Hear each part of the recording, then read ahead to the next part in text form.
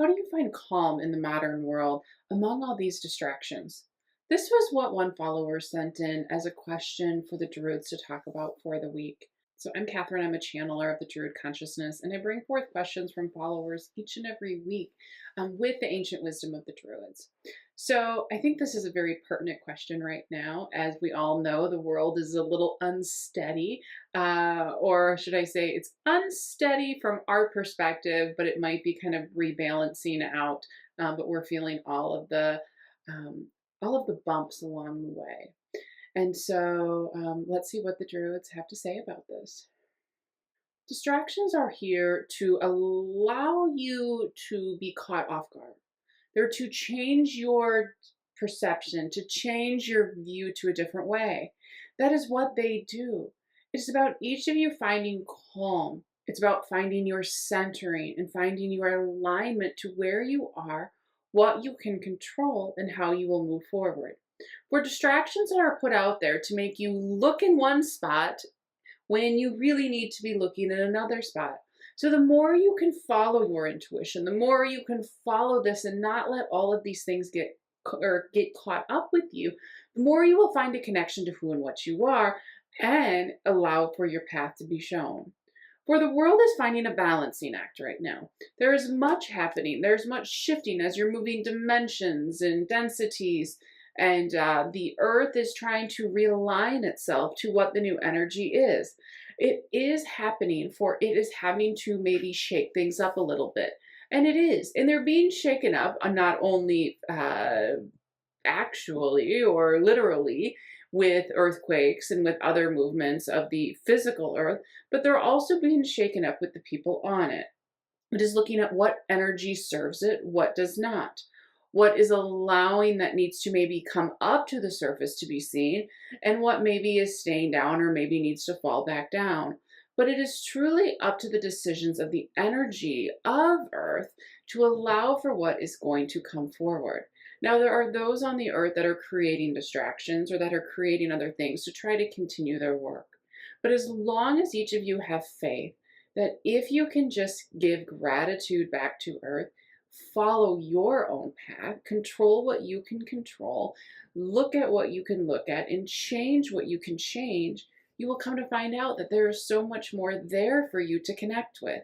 You will come to find that all of these things that are out there making you adjust your belief system are changing. They're shifting, and that is what is important. For as all of these things are happening around you, you need to have a realization that you can only affect what is within your space. For example, you can affect what is in your home, your career, your life. You cannot affect someone else across the world's life. You cannot affect the person next to you's life 100%. You can allow for that knowledge to come through in suggestions, but it is about that. So it is truly about not allowing for the distractions to get to you and control what you can control. So for example, you can say, well, maybe you don't watch the news. Maybe you don't pay attention to what is there. Maybe you are saying, I'm not going to watch it. And when I hear, and if I don't, I don't. And some would tell you that, well, you are not knowledgeable then. You are not educated. Well, it's not that you're not knowledgeable or educated, but perhaps it's those topics that you aren't. Perhaps you say, I hear my news elsewhere, or I hear of what's going on in the world. But it's about not letting it affect you. If you can get to a point where you can watch media and you can not allow it to affect you, who you are, not allow you to get upset or fearful or worried or anxious, then you have overcome what that shifting is trying to do to you, what it is. There is a reason the media calls it programming, because there is a way in which that you can be reprogrammed. But it is about you deciding that that is not what you want. So you either stay away from it or you rise above it and just allow for yourself to center. Now, there's just natural times when the world and the earth feel very unsettled. They feel very unsure of what is coming in, and you just feel anxious. And that is because of just the shifting of the planet, of the energy, maybe what is coming in, what is going out.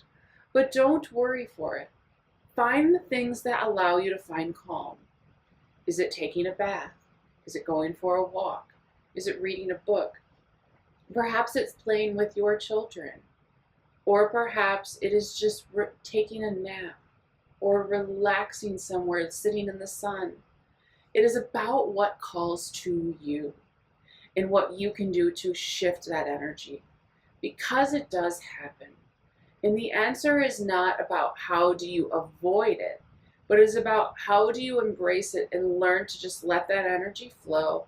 Don't allow it to affect you as much, and really let things reshift in to become what they need to be and where they need to be. So for each and every one of you that is looking at all of this, that is trying to tap into what is coming, what do I need, where am I at, know and have faith that you are right where you need to be. But don't let the distractions, the media, other people, other things that are just noise in the background, make you change who and what you are. Instead, really look for, where am I? How am I flowing in? And what can I control? And how do I just let the rest of it by the wayside?